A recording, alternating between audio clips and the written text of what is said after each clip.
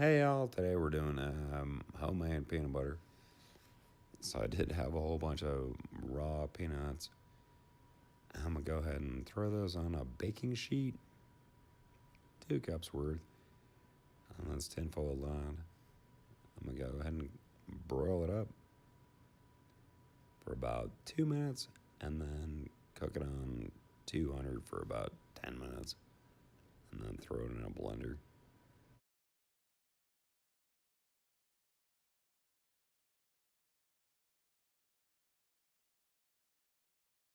So, what you want to do at this point is basically pulse it until the peanuts are a little bit blended in. And about 2 tablespoons of oil, something neutral like a peanut oil will be fine, and 2 tablespoons of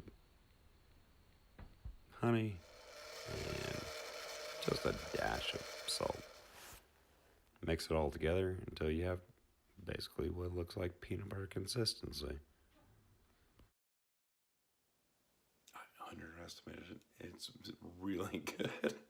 Like, it's some really good stuff. Anyhow, pickles up.